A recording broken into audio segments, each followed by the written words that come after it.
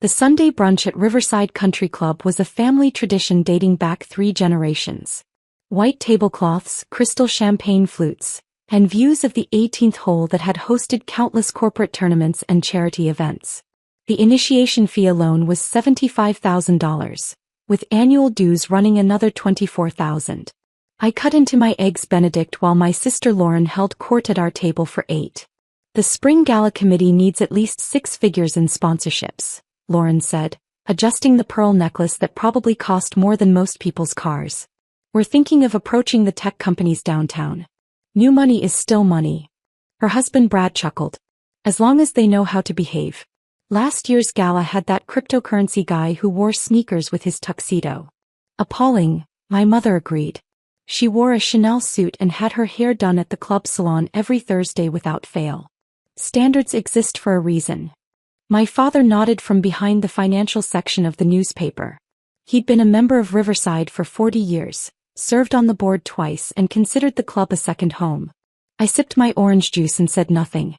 Emma, you're awfully quiet, Lauren observed. Her tone suggested this was a character flaw.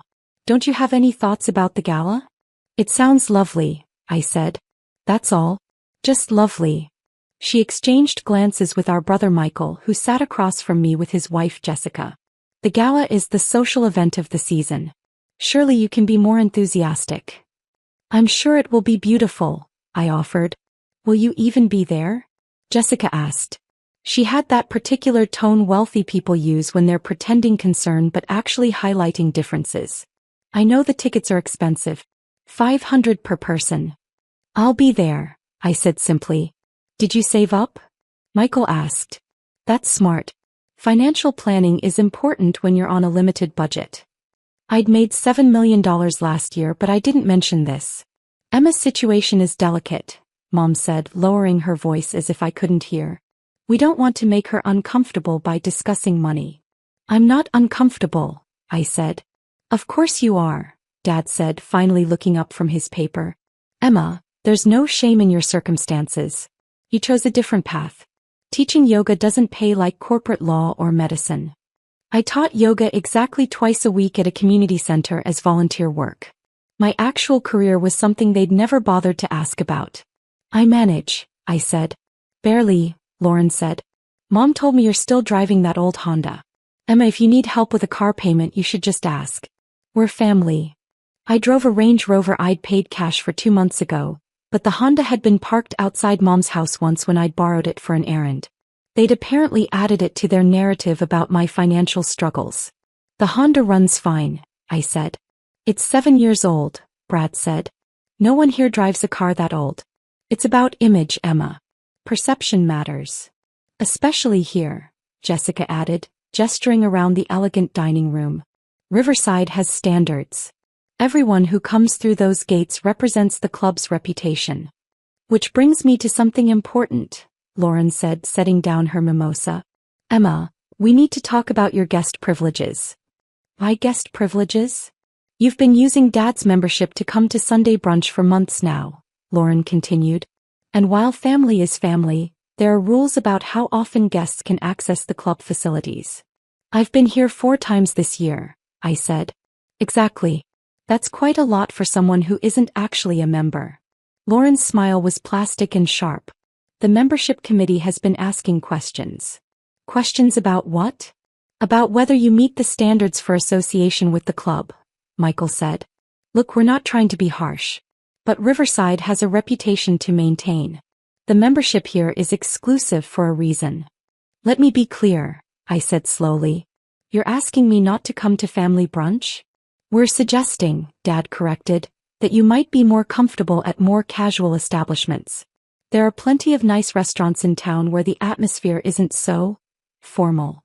Where the membership fees aren't a concern, Mom added gently. Darling, we love you, but we also understand your limitations. There's no point in you feeling out of place every week. I looked around the table. Lauren and Brad, Michael and Jessica, Mom and Dad, and my younger brother Ryan with his fiancée Sophie. 8 people who shared my blood, and not one of them actually knew me. I see, I said quietly. Don't take it personally, Ryan said. He was the youngest at 28 and usually the kindest, but even he looked uncomfortable. It's just that Sophie and I are planning our wedding and we want to have the reception here. The membership committee will be scrutinizing our family more closely. Can't have any weak links, Sophie said with a laugh that was supposed to sound like a joke but wasn't. Exactly, Lauren agreed. Emma, you understand, don't you? This isn't about you as a person. It's about image. Association. The optics of having a family member who can't afford membership dining here on guest passes every week. I see, I repeated. A server approached with fresh coffee. His name was Daniel and he'd worked at Riverside for 12 years. He didn't recognize me, which was exactly as I'd planned when I'd completed the acquisition documents 3 months ago. More coffee, Miss Chin? Daniel asked. No thank you, Daniel. He nodded and moved to the next table. See, you even know the staff names, Jessica said, wrinkling her nose. Emma, that's not how members interact with service workers. It's too familiar. They're people, I said. They're employees, Brad corrected. There's a professional distance that should be maintained. You're treating them like equals. They are equals. The table fell silent. Lauren looked genuinely confused, as if I'd spoken a foreign language. Emma, Dad said with the patience one uses with confused children, we understand you have different values. Your yoga teaching, your volunteer work, your lifestyle choices. But when you're here, you need to respect club culture. And club culture means treating staff like they're invisible? I asked. It means understanding hierarchy, Michael said. Social structure. These are concepts that matter in places like this. Places I don't belong, I said softly. We didn't say that, Mom protested, though of course they had. We're simply being realistic about your financial situation. Speaking of which, Lauren continued, I need to mention something else. The club is implementing new security protocols. All non-members will need to show identification at the gate and be logged as guests. It's for insurance purposes. Insurance purposes, I echoed. Member protection really, Brad said. Making sure everyone who accesses the facilities has legitimate reasons for being here. You understand. I understood perfectly. They wanted to make it difficult for me to visit. Wanted to add enough friction that I'd eventually stop coming. The guest log will be reviewed monthly by the membership committee, Lauren added. So members need to be thoughtful about how often they bring non-member guests. We wouldn't want anyone to be embarrassed by having their guest privileges questioned. Or revoked, Jessica added helpfully. I set down my fork. My Eggs Benedict was excellent, but I'd suddenly lost my appetite. Is there anything else? I asked. Don't be dramatic, Lauren said. We're just being honest with you. Honesty is kindness, Emma. Would you rather we let you keep coming here, keep feeling out of place, keep being whispered about by other members?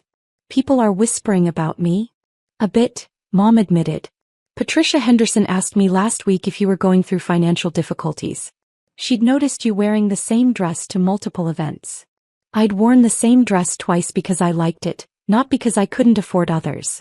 My closet at home contained more designer clothing than Lauren's, but I'd never felt the need to prove anything. And the Robertsons mentioned seeing you at the public library, Michael added. Using the computers there.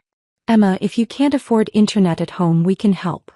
I'd been at the library for a board meeting of the Literacy Foundation I funded with $500,000 annually.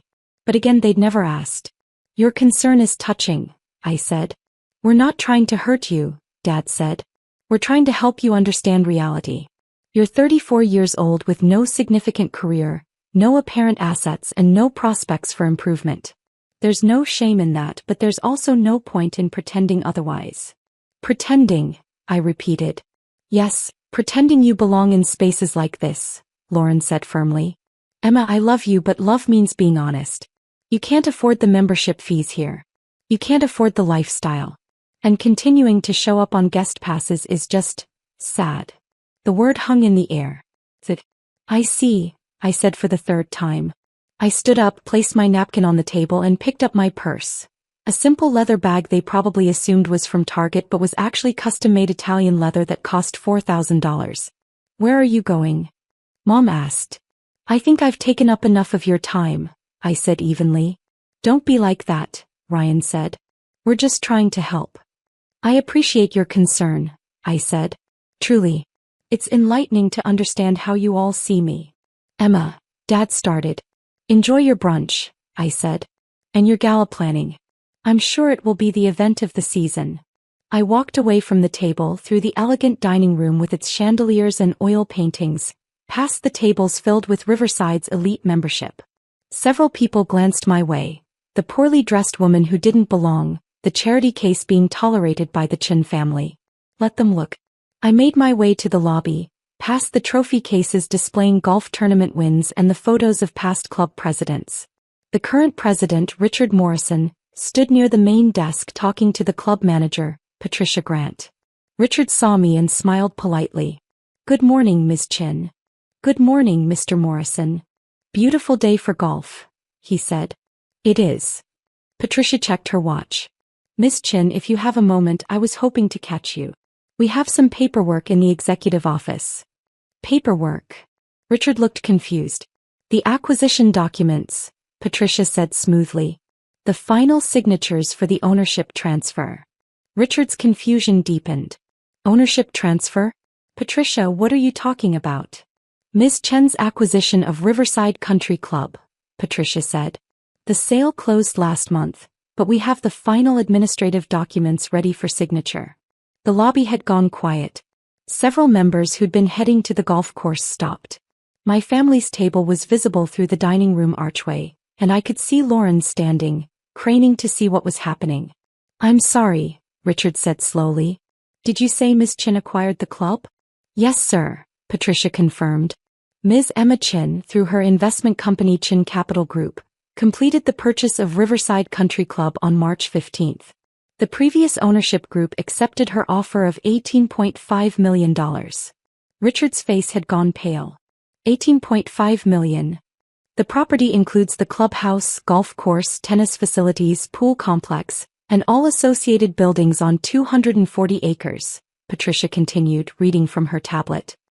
Ms. Chin also acquired the management contracts and employment agreements for all 93 staff members. Emma Chin, Richard repeated, looking at me like he'd never seen me before. You bought Riverside Country Club? I did, I said simply. But your family said you. My family said many things, I agreed. Most of them inaccurate.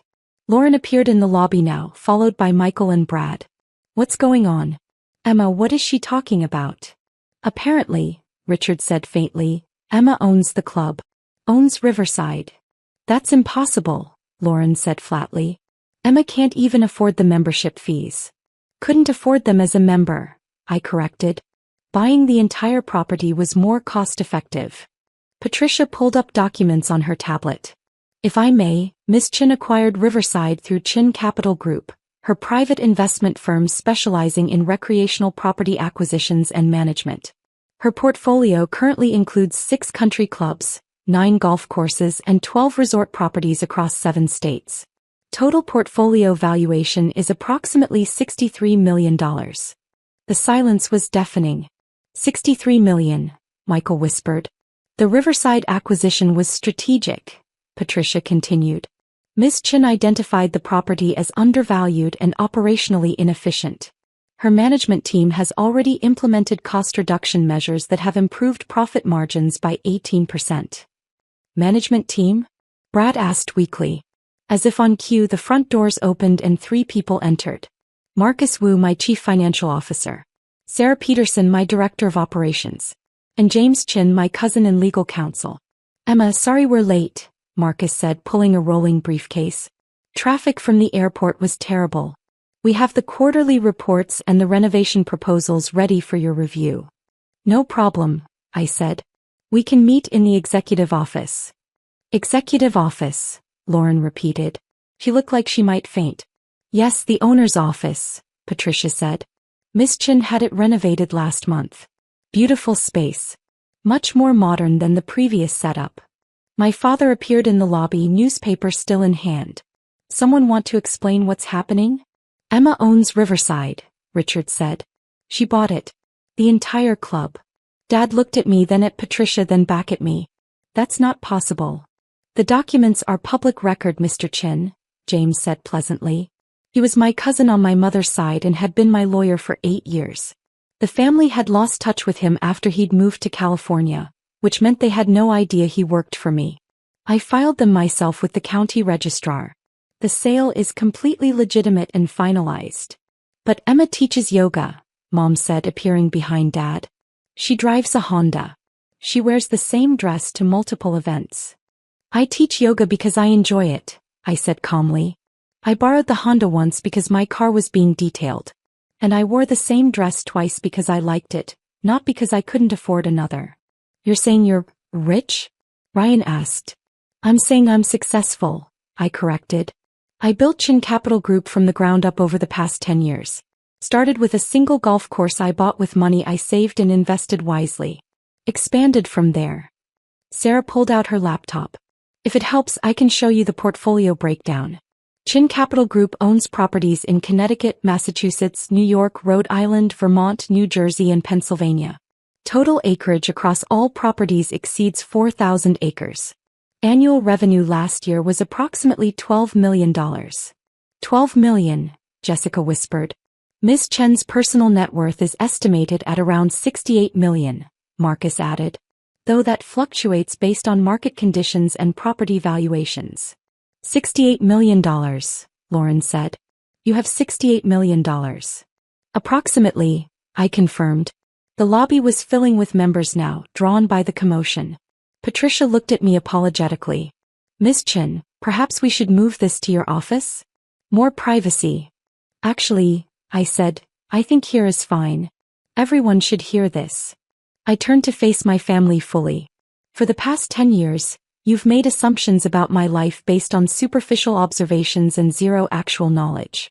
You assumed because I dress simply that I'm poor. You assumed because I teach yoga that I'm unsuccessful. You assumed because I don't flaunt wealth that I don't have it. You let us believe, Lauren started. I didn't let you believe anything, I interrupted. You chose to believe what you wanted without ever asking me directly about my life, my work, or my achievements. How many times have any of you asked what I do for a living? Silence. Exactly, I said. Because you weren't interested. You decided I was the unsuccessful sibling, the disappointing daughter, and nothing I said would have changed your minds. That's not fair, Mom protested. Isn't it? I asked. Mom, when's the last time you asked about my career?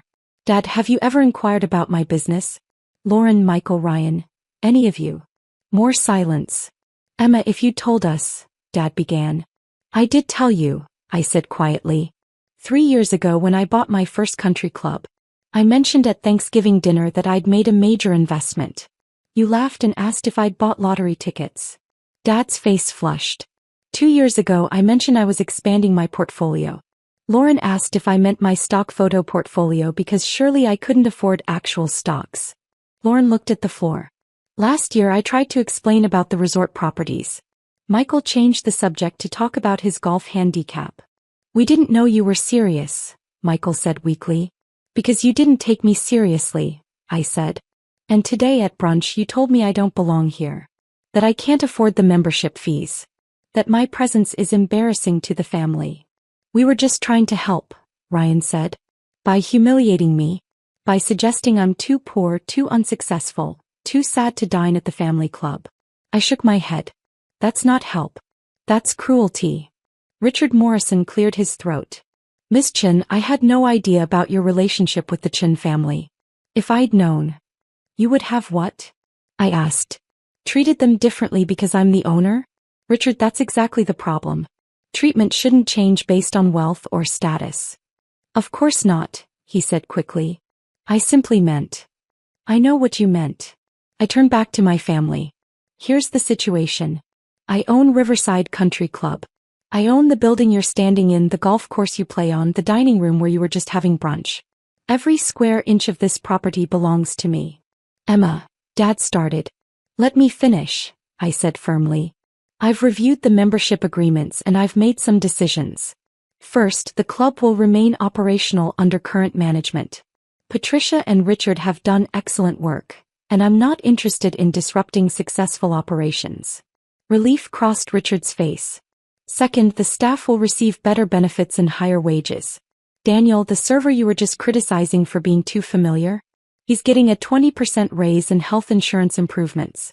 Same for all 93 employees. Several members exchanged uncomfortable glances. Third, the guest policy Lauren mentioned. The new security protocols? Those don't exist. I'm not implementing anything that treats guests like second-class citizens. But the membership committee, Lauren protested. Reports to me now, I interrupted. Along with every other committee. I'm the owner. The final authority. And I'm making changes. What kind of changes? Brad asked nervously. Nothing dramatic. Operational improvements. Better employee treatment. Updated facilities. Small things that should have been done years ago. I paused. And one membership status change. What change? Dad asked. Yours is being revoked. The words dropped like stones into still water. Revoked. Dad's voice rose. You can't revoke my membership. I've been a member for 40 years. And in those 40 years, you've never violated club rules or missed a payment, I acknowledged. However, I'm the owner now and I have the authority to revoke memberships for any reason. I'm exercising that authority. This is insane, Lauren said. Emma, you can't kick Dad out because your feelings are hurt. I'm not kicking him out because my feelings are hurt, I said calmly. I'm revoking his membership because he suggested his own daughter doesn't belong in a family space. Because he prioritized image over family. Because he demonstrated values that don't align with how I want my property to be represented. Your property, Michael said bitterly. So this is about power. No, Michael. This is about consequences. I looked at each of them in turn. You spent years dismissing me, underestimating me, and treating me like I was less than. You did it casually, thoughtlessly because you genuinely believed I was unsuccessful and unworthy. Now you know the truth and you have to live with how you treated me. So you're punishing us, Jessica said. I'm removing Dad's membership, I corrected. The rest of you can maintain yours assuming you can afford the new fee structure. New fee structure?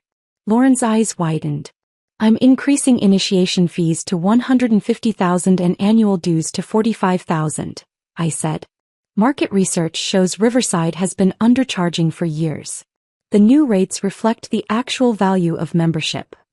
That's double the current rates. Brad exclaimed. Yes. Still competitive with comparable clubs in the region. I glanced at Patricia, who nodded confirmation. Current members will have 90 days to pay the difference or resign their memberships. You can't do this, Lauren said. I can and I am. It's in the membership agreement. Ownership reserves the right to adjust fees with appropriate notice. 90 days is more than appropriate. Mom's voice was small. Emma, please. Can't we talk about this? We just did talk about it, I said. For the past hour, you talked about how I don't belong here, can't afford to be here, and shouldn't keep pretending I'm one of you. Now you know exactly who I am and you're discovering that belonging here is actually my decision to make. This is revenge, Dad said. No, Dad. Revenge would be closing the club entirely and selling the land to developers. That would actually be more profitable. I smiled slightly. I'm keeping it operational because it's a good investment and because the staff deserves job security. I'm revoking your membership because actions have consequences. I'm your father, he said. Yes. And as my father, you told me I was sad, unsuccessful, and embarrassing. You suggested I stop coming to family brunch because my presence didn't meet club standards. Kept my voice level. Those words matter, Dad. They have weight. And that weight comes with consequences. The lobby was completely silent now. At least 30 members had gathered, watching the confrontation unfold. As for the rest of you, I continued, looking at my siblings, your memberships are your choices. You can pay the new fees and maintain your status here, or you can choose not to. I won't judge either way. But we can't afford those new fees, Ryan said. Emma, that's almost double. Then perhaps you'll need to budget carefully, I said. Make some sacrifices. Maybe drive a 7-year-old Honda instead of a new BMW. Maybe wear the same dress to multiple events. Maybe skip some expensive brunches. The irony wasn't lost on anyone. This is cruel, Jessica said. No, I replied. Cruel was telling me I don't belong. Cruel was laughing about my supposed poverty. Cruel was treating me like an embarrassment. What I'm doing is running a business and setting boundaries. Marcus stepped forward. Miss Chin, we really should review those renovation proposals. The contractors are waiting for approval. Of course. I turned back to my family one final time. You're welcome to finish your brunch. On the house today. Consider it a goodbye gift from the owner who doesn't belong. I walked away, my management team following. Behind me, I could hear the eruption of voices. My family arguing, members whispering, Richard trying to restore order. The executive office was exactly as I designed it during the renovation. Floor-to-ceiling windows overlooking the golf course, modern furniture, technology integration, and walls lined with photos from all my properties. It was professional, comfortable, and unmistakably mine. That was intense, Sarah said, setting up her laptop. Necessary, I replied. Your father's membership. Are you serious about revoking it? James asked. Completely. He'll challenge it. Maybe sue. Let him. The membership agreement is airtight. Owner discretion is absolute. I sat behind my desk. Besides, I don't think he will. The public embarrassment would be too much. What about your mother and siblings? Marcus asked. Their choice. If they can afford the new fees, they stay. If not, they go. I opened my laptop. Either way, they'll understand that I'm not who they thought I was. We spent the next 2 hours reviewing reports. The golf course needed drainage improvements. The pool complex required resurfacing. The kitchen equipment was outdated. Standard maintenance items that would cost approximately $3 million over the next 2 years. Return on investment should be 7 years, Marcus calculated. Assuming occupancy rates remain steady and the fee increases don't cause significant member attrition. Some attrition is expected, I said. But market analysis shows we've been undercharging. Members who leave will be replaced by those who appreciate the value. And if your family can't afford to stay? Sarah asked gently. Then they'll understand what it feels like to not belong somewhere because of money. I met her eyes. I'm not trying to be vindictive, Sarah. But they need to learn that wealth doesn't make you better than other people, and lack of wealth doesn't make you less. Understood. My phone buzzed. Lauren, we need to talk. I didn't respond. Another text. Michael, this is insane. You're destroying the family over hurt feelings. Still no response. The mom. Emma, please. Can we meet somewhere private? Just you and me? I considered that one, then typed. Tomorrow. My office. 10 a.m. Thank you. We finished the business reviews by early afternoon. Marcus, Sarah, and James left to catch their flights, and I remained in the office, looking out at the golf course where my father had played every Saturday for 40 years. My phone rang. Unknown number. Emma Chin. Miss Chin, this is Richard Morrison. I wanted to apologize for this morning. If I'd known. Richard, you didn't do anything wrong. You treated me the same as any other guest. So I feel terrible. The things your family said aren't your responsibility. I leaned back in my chair. Richard, I want you to continue as club president. You're good at the job and members respect you. Even with the new ownership? Especially with the new ownership. I need someone who understands the culture here and can help transition to new policies without causing chaos. About those new policies, the fee increases are necessary for the club's long-term viability. I've reviewed the financials, Richard. Riverside has been operating at barely break-even for 3 years. Previous ownership deferred maintenance, underpaid staff, and kept fees artificially low. That's not sustainable. No, he admitted. It's not. So we make necessary changes. Some members will leave. Others will stay. New members will join. The club will be stronger for it. And your father's membership is revoked. That stands. Miss Chin, Emma, he's been a pillar of this club for decades. Served on multiple committees, chaired the golf tournament, donated to the scholarship fund. And told his daughter she doesn't belong here because she can't afford it. I finished. Richard, I understand his contributions. I also understand that values matter more than history. My father demonstrated values I don't want associated with my property. That seems harsh. Perhaps. But it's also clear. Actions have consequences even for pillars of the community. We spoke for a few more minutes about operational details, then hung up. I sat in the office until evening, watching the sunset paint the golf course in shades of gold and amber. Members came and went, unaware that the woman in the owner's office was the same person they'd seen being dismissed by her family that morning. Tomorrow Mom would come for her private meeting. She'd apologize, probably cry, definitely try to negotiate for Dad's membership. I'd listen because she was my mother, but I wouldn't change my mind. Lauren, Michael and Ryan would need to decide if they could afford the new fees. Ryan probably could. His medical practice was thriving. Michael's law firm was successful. Lauren's husband Brad had family money. They'd pay and stay, though they'd resent me for it. Dad would be furious for months, maybe years. But eventually he'd understand. Or he wouldn't. Either way, he'd learn that underestimating people has costs. My phone buzzed. A text from someone I hadn't heard from in hours. "Proud of you," Marcus Wu wrote. "Not just for today. For everything." Marcus wasn't just my CFO. He was my best friend, my trusted advisor, and the person who'd believed in me when I'd first proposed buying that initial golf course 10 years ago. He'd helped me secure financing, structure the deal, and build Chin Capital Group from nothing into something significant. "Thanks," I typed back. "Couldn't have done it without you." "You absolutely could have. I just made it faster." I smiled at that and stood up, stretching. The office had a small bathroom and changing area, and I'd brought comfortable clothes. No point in maintaining the dress code illusion anymore. As I changed into jeans and a simple shirt, I thought about the morning's confrontation.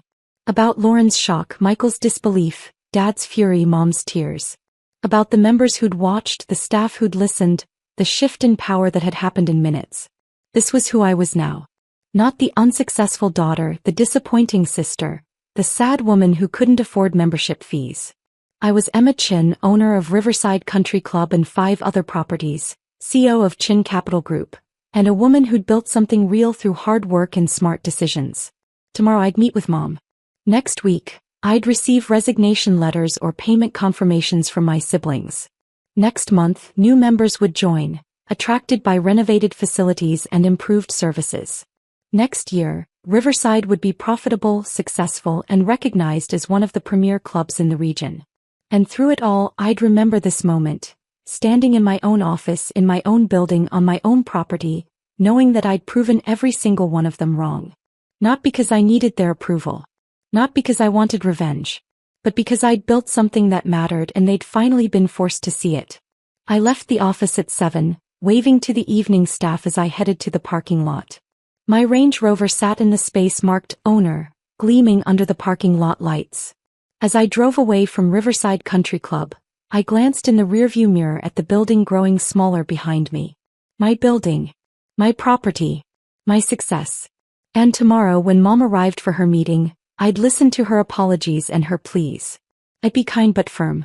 I'd maintain my boundaries. Because that's what successful people do. They set boundaries, enforce consequences, and build lives that matter, regardless of whether their families choose to recognize it. And if recognition came too late, accompanied by shock and resentment rather than pride and support, well, that was a consequence too. Just a different kind.